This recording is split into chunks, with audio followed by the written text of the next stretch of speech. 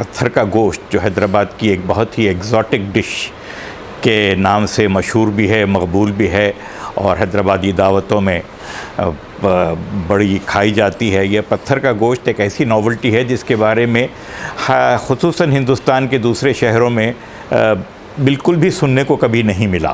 तो यूँ समझा जा सकता है बड़े आराम से कि ये खालिसतन हैदराबाद की डिश होगी, इसका ओरिजिन इंडियन होगा, क्योंकि अब बाहर कहीं और इसको जो है रिवाज में नहीं है ऐसी डिश।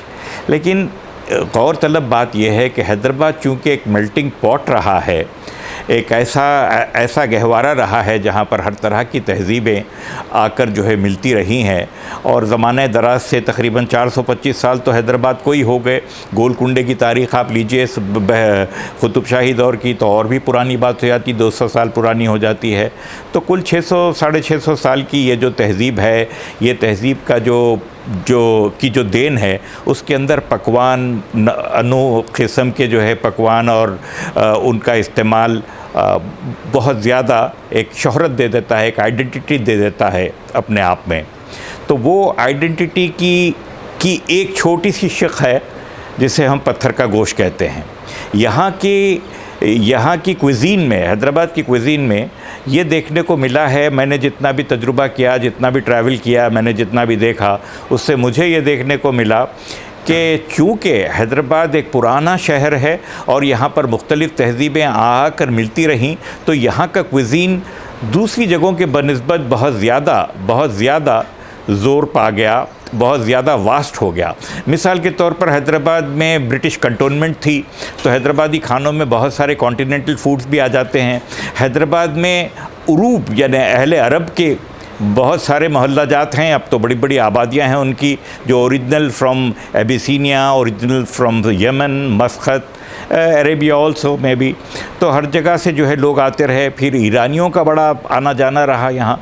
तो इन सब की वजह से हैदराबादी खाने को एक वास्ट ऐसी वैरायटी मिल गई, जिस वैरायटी में एक अपनी ख़ास मखसूस पहचान बनाने वाली चीज़ है ये पत्थर का गोश्त। पत्थर का गोश्त को मैं अपनी दानिश में ये समझता हूँ कि ये अहले अरब की तरफ से लाया हुआ वो है।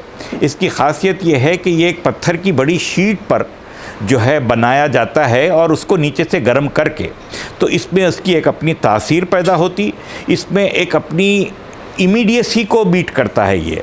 मैं पत्थर के गोश्त को बड़ी हैदराबादी शादी की दावतों से ज़्यादा ऐसी दावतों की डिश समझता हूँ जिसमें 10-20 लोग से लेके 100-200 लोग होते हों और गरम जो है वो पत्थर चढ़ा हुआ है आंच पर और जो है वहाँ का वहाँ गरम बना कर जो है रनिंग हालत में उसको सर्व किया जा रहा है। पत्थर के गोश्त के अलावा हैदराबाद में और ऐसी बहुत सी डिशेज़ हैं जो बहुत मकबूल हैं और जिनका ओरिजिन आप कह सकते हैं कि टर्को पर्शियन है या जो है अरब इंडियन है। मिसाल के तौर पर मुसबी, मिसाल के तौर पर तंबाकू गोश्त, मरग और बहुत सी चीज़ें हैं। उसके अंदर यूँ नज़र आता है कि ये चीज़ बड़ी मकबूल हो जाती है, क्योंकि इसके प्रिपरेशन में खाने वाले और पकाने वाले ये सब भी इन्वॉल्व हो जा सकते हैं अगर कैंपिंग हैसियत में ये प्रिपरेशन किया जाता हो। इसके गोश्त बड़ा सेलेक्टेड किस्म का गोश्त होता है। गोश्त को बड़े ख़ास किस्म से कूटा जाता है, उसको फ्लैटन अप किया जाता है और फ्लैटन अप करने के बाद उसके अंदर जो मसाले लगाकर उसको जो मैरिनेट करते हैं और मैरिनेशन उसका जो अच्छी तरह से जब एब्जॉर्ब होता है तो बिल्कुल ऐसी डेलिकेसी बन जाती है कि आप उसको यूँ उठा के मुँह में डालें तो बिल्कुल घुल जाती है वो। और वो गोश्त जो है बहुत ज़्यादा हॉट डिमांड में रहता है और अपनी एक ख़ास पहचान रखता है। मैं बड़ा फ़ख्र महसूस करता हूँ कि हमारे हैदराबाद में इस तरह की एग्ज़ॉटिक डिशेज़ हैं और इनकी बड़ी मांग भी है, इनकी बड़ी पहचान भी है। मैं इसको इसलिए समझता हूँ ख़ास तौर पर अरब से है क्योंकि आज भी सब में ज़्यादा पॉपुलर पत्थर का गोश्त अगर कहीं वो है तो हमारे शहर का एक जो सदन हिस्सा है जिसके अंदर एक बहुत बड़ी आबादी ऐसे लोगों की, हैदराबादियों की है, लेकिन वो ओरिजिनल अरब लोग थे, अफ्रीकन लोग थे, एबिसीनियन लोग थे। हैदराबाद में एक बात और भी मैं बता दूं आपको कि हैदराबाद में अरब जो है निज़ाम उस कुतुब शाही दौर में उस कदर नहीं आए जितना बाद में निज़ाम्स के दौर में यानी आसिफ जाही दौर में आए। लेकिन वो उस दौर में आने की वजह वजह ये नहीं थी कि यहाँ से उनको बुलाया गया, बल्कि उस दौर में वजह ये थी कि बहुत सारे हिंदुस्तान भर में, खुसूसन मराठा राज्यों में बहुत सारे अरब ओरिजिन के लोग जो है एम्प्लॉयड थे फ़ौजी सर्विसेज में, और वो जब दरबार टूटे या उन पे बुरे हाल आए उन दरबारों पर, तो वहाँ के लोग यहाँ आते गए और यहाँ पर इनकी एक बहुत बड़ी आबादी बनती गई, उरूब जिन्हें हम कहते हैं, अरब ओरिजिन पीपल की। तो मिसाल के तौर पर हैदराबाद की एक बहुत बड़े समस्तान था, एक छोटी मोटी रियासत समझ लीजिए उसको आप, जो हैदराबाद के अंदर था और हैदराबाद को अकाउंटेबल था रियासत आसिफ जाही को। तो वो लोग, उनके पास के जो अफ्रीकन सिपाही थे, उन्होंने गिफ्ट कर दिए हैदराबाद को, रियासत को। तो आज जो हैदराबाद का एसी गार्ड वाला जो इलाका कहलाता है, वो एबिसिनियन कैवलरी गार्ड, जो ओरिजिनली एक समस्तान जो होती थी गदवाल, वो समस्तान के जो है एम्प्लॉइज़ थे जो यहाँ आ गए। तो इसी तरह अरब ओरिजिन के लोग बहुत ज़्यादा चूँकि यहाँ पर आबाद हुए और उनके मुख्तलिफ़ किस्म के जो है डिशेस बहुत ज़्यादा पॉपुलर होते गए, जिसमें आप हलीम को गिन सकते हैं, मरक को गिन सकते हैं, मुसबी को गिन सकते हैं, जैसे मैंने कहा। तो पत्थर का गोश्त भी मैं समझता हूँ अपनी पॉपुलैरिटी के हिसाब से उसका ओरिजिन अरब को दिया जाना चाहिए, बरखिलाफ़ किन्हीं और लोगों के।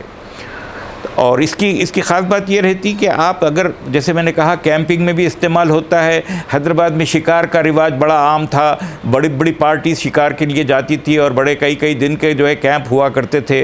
तो वहाँ पर भी इस तरह के गोश्त की प्रिपरेशन किए, चूँकि वसाइल कम होते, जंगल का जंगल में बनाना होता था, इसलिए ये चीज़ बहुत ज़्यादा पॉपुलर हो गई और अपना एक पहचान बना गई। मैं इसको समझूंगा कि आसिफ जाही दौर में इसका इंट्रोडक्शन हुआ होगा, क्योंकि उस वक्त तक बहुत ज़्यादा अरब ओरिजिन के लोग यहाँ पर जो है आने लगे।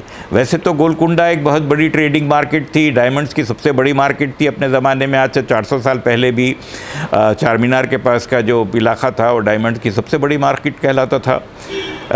उसमें लोग आते जाते रहे, मगर वो डोमिसाइल्ड नहीं थे।